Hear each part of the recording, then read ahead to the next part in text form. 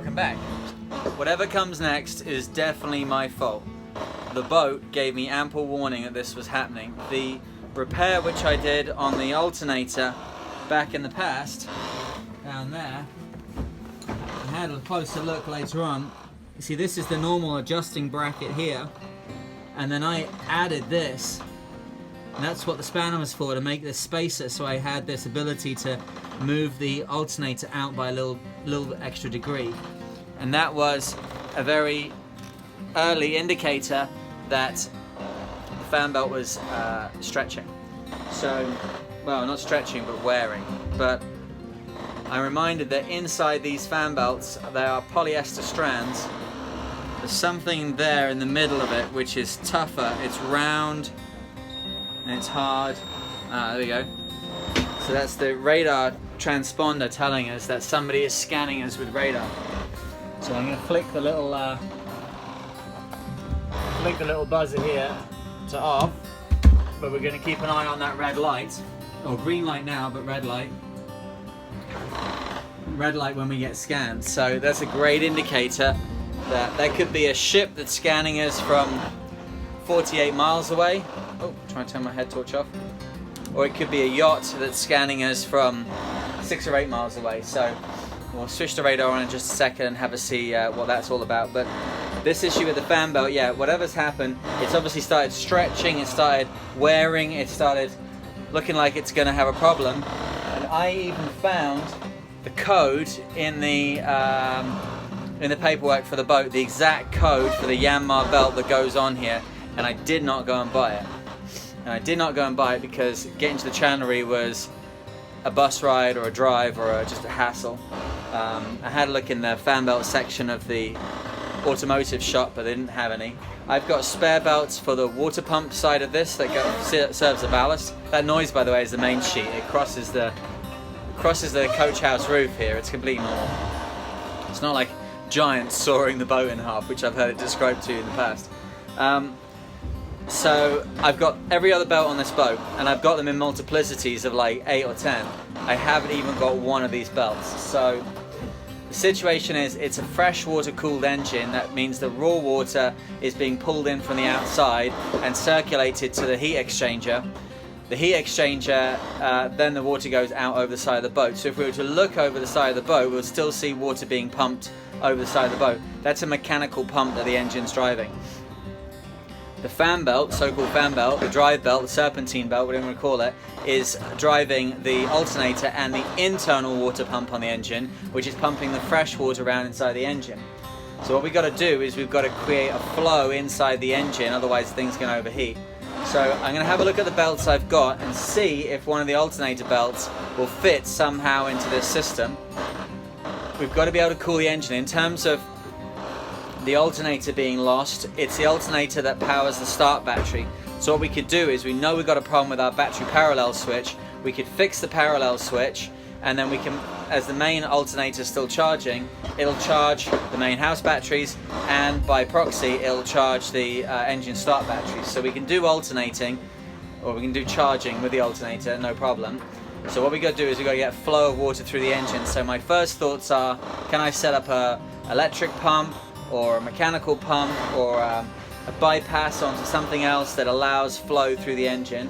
Or can I redo the plumbing on the engine so that the mechanical pump is pulling in raw water and circulating around the engine block? Remember, a lot of engines this size are are raw water cooled. The generator on Challenger is exactly the same engine, but it's raw water cooled.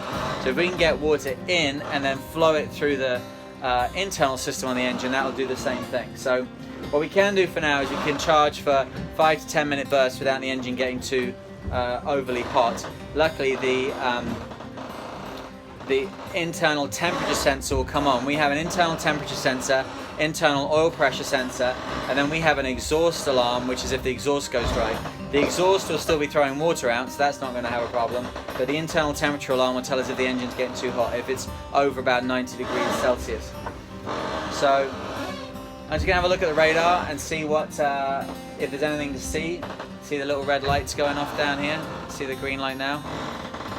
what we should see if we're getting close to it is that it comes on red and then it goes off, and then it comes on longer red and it goes off, and the frequency of it being on will be greater and greater. It doesn't want to seem to play at the moment. I'm looking at the screen, looking at that corner, like, is that red light going to show? No, of course it's not, because that would be far too easy. Alright, so we have a look at the alternator belt, see what's what, and see if we can come up with a fix for this.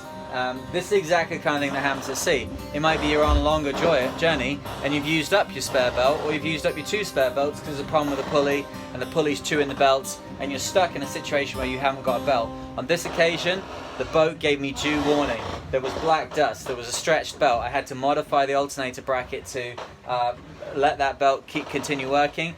The boat even gave me the piece of paper with the correct code written on it. And all I had to do was go and spend the £10 and get the belt. But here we are, so let's deal with here we are, and then we can move to whatever's next. Okay, so we're 10 minutes later and we've got all the belts out. Let's have a look at the job.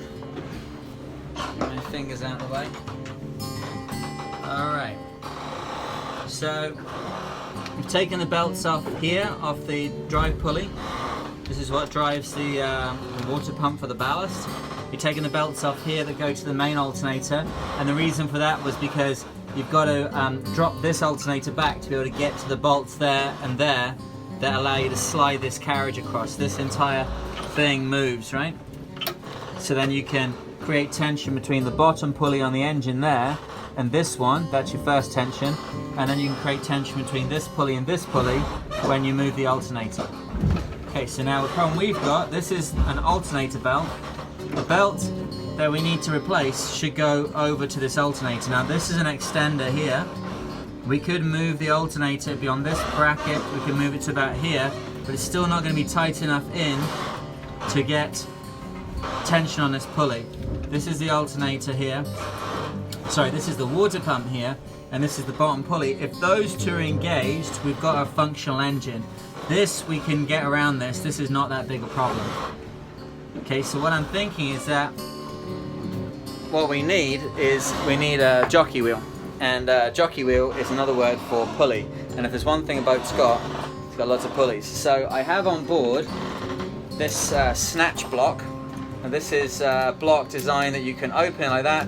You can put it around a line, close it back up like this, clip, and then attach that to something. So if you want to control the line. Now this one obviously is pretty screwed. You can see here how it's all bent out. So even if we crush this back into position, it's never going to be strong enough to bear load on anything again. But the amount of force that's required in there is very minimal. Alright, what I'm thinking is that if we can get this guy in here, like this, yeah, get that. Now, closing it might be a case of lashing it. And if we can get that, see that? We can get that under tension, maybe pulling to this bar over here, then we can create our own jockey wheel. And we'll just grease the hell out of the bearings on it and see how long we can get out of it. So far so good. Now the good thing to remember here is that in terms of solving the problem, the easier problem to solve is to solve the issue of the water pump. Water pump on a boat like this, on an engine like this pump at the top here, this is centrifugal. Okay, it's a flat plate with these nice curved vanes on it. It's a centrifugal pump. The water arrives posted into the center of it, it's spinning around, and then it hits one of the vanes and gets thrown off to the edges where there's a little pickup pipe which is creating the flow around the engine. So with the belt off, that centrifugal pump, you can spin it with your finger even though there's water behind it. There's almost no resistance from the water. So in terms of creating an idler gear for any part of this, an idler gear which is serving the big bottom pulley and the very easy to turn centrifugal pump is an easy idler to create. If we were trying to make the alternator charge using this system, the alternator is going to have a lot of load and it's going to require the belt to be very tight. And at that point it's going to be a lot more difficult to create an idler because you have to create an idler which induces a lot of tension in the belt.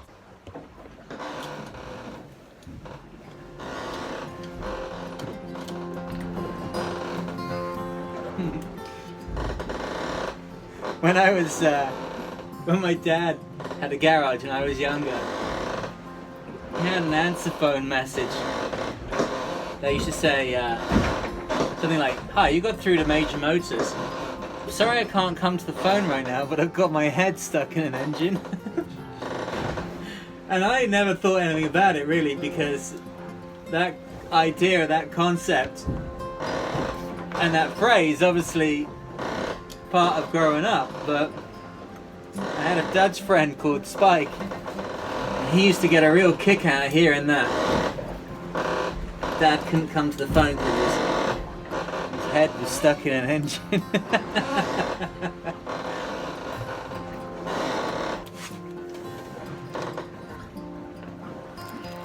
There we go. The block is now on the fan belt, and we're just ready to make a new lashing that pulls it out towards this bar here. We've got to make sure it doesn't touch on this pulley wheel up here. We're about half an hour into this. I've got dirt on my face by the looks of things, so it must be coming towards its conclusion. Let's have a look. We've got the zip ties now holding these elastic lashings, and that's why it's good to use elastic, because thinking about this beforehand, when I feel that lashing now, I can feel where it's rounded, then it goes flatter and then comes out again underneath the zip tie. The zip tie is crushing the elastic onto the little bar here and making it stay in place. The other thing is that this dynamic force that's being created here allows the jockey wheel to bounce around a little bit and get a little bit out of shape, and still stay where it's meant to stay. Inside here I did an extra little lashing, you can't quite see maybe, but just in there there's a little tap, little drain off tap in there for some part of the water system with a little T-handle on it, so I just did like a figure of 8 around the top of that. It's very, very light, it's just there really to make sure that the wheel doesn't get out of shape. Let's have a see.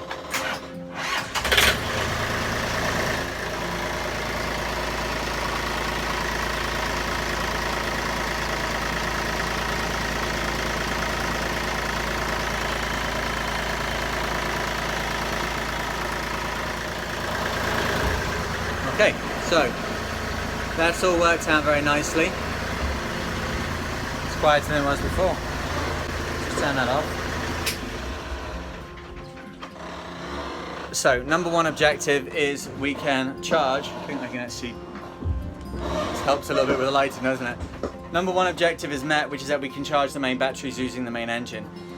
Good to go there. Now the other thing we should bear in mind is that we have that porter pack thing which can jumpstart engines, so even if this battery gets toasted by whatever comes next, we can recharge the porter pack from the main batteries, and then we can always have a method of doing something here.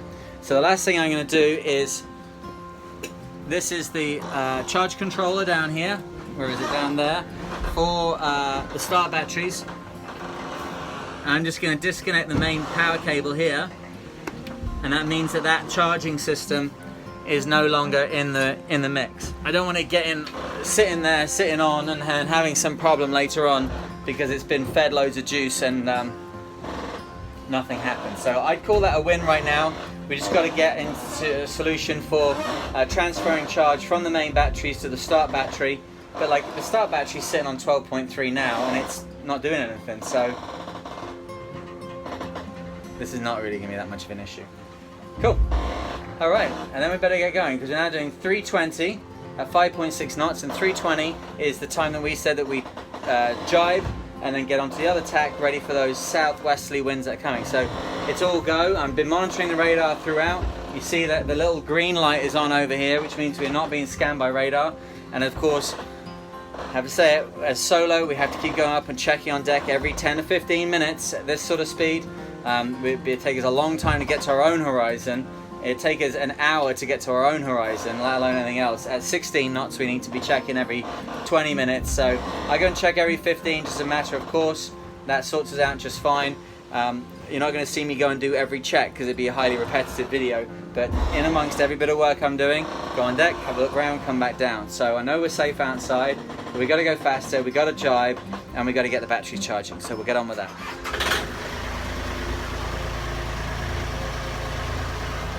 Hello there, so it's me. Here we are once again. Where exactly are we?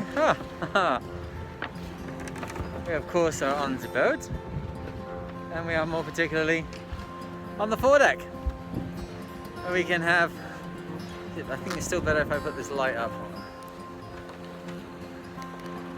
That's somehow better. Hey, there we go.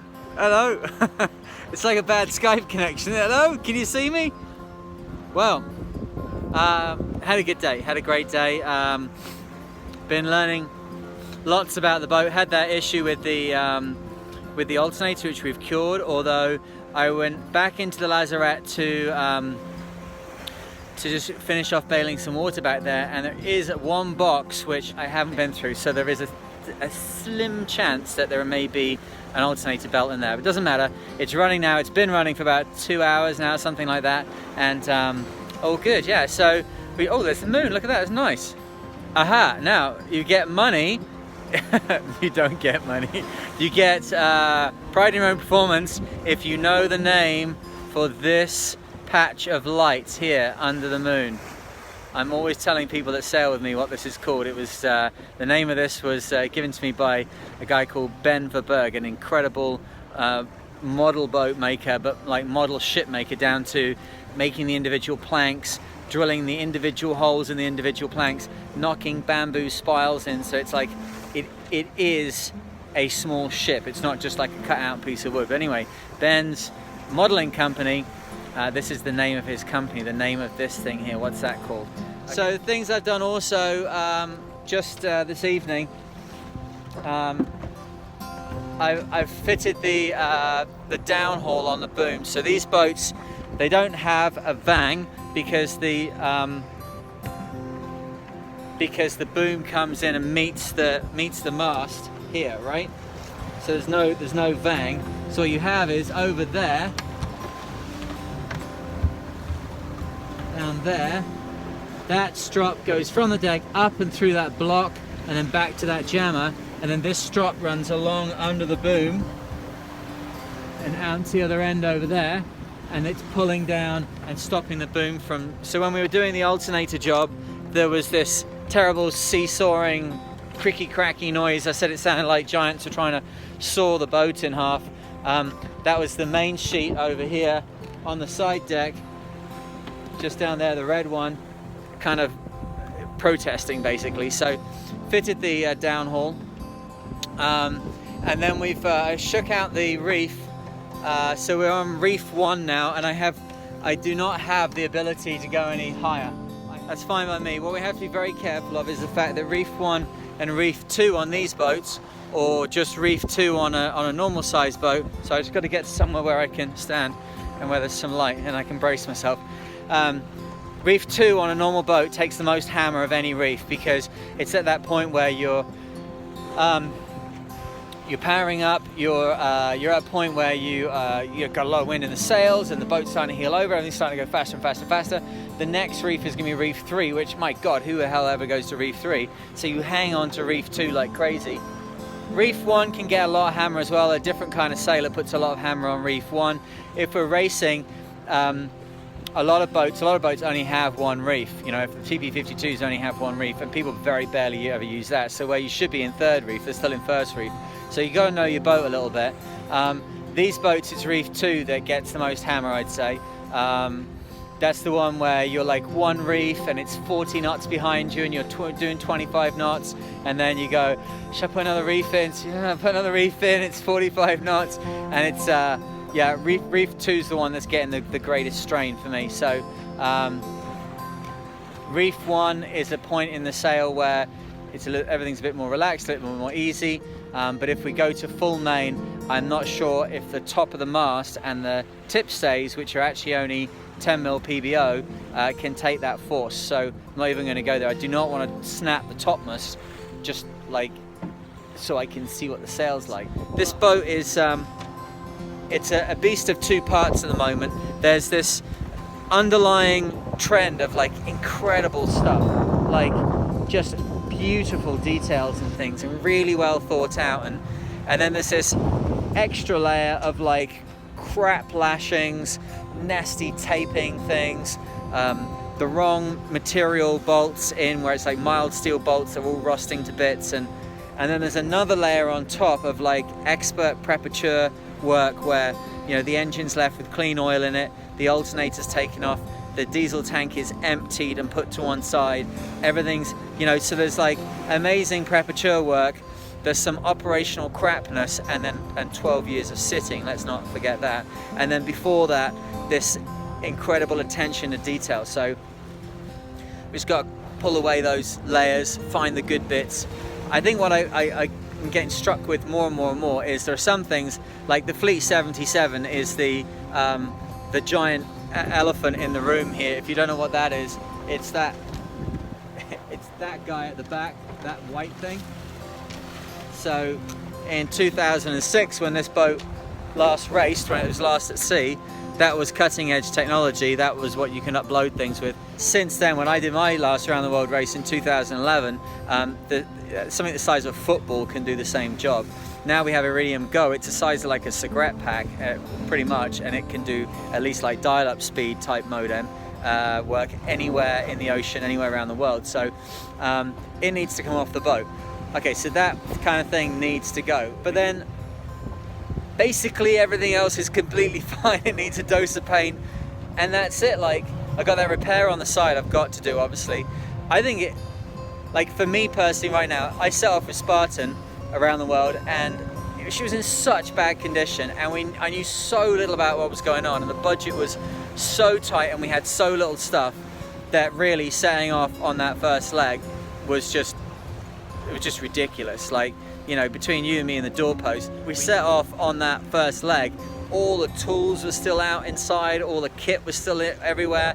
There'd been confusion about what I wanted from the preparators, which was people that really didn't know what they were doing at the time, although they've since gone on to be very expert in this stuff. But they had put all of the scoops down thinking I might need the ballast when we set off. So the boat was entirely full of ballast, which is like 5 tons, 5,000 kilos heavier than she should have been.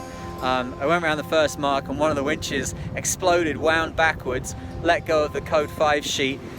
It was just, by the time the boat got in after the race, it was in the best condition it had been in the entire time I'd known it.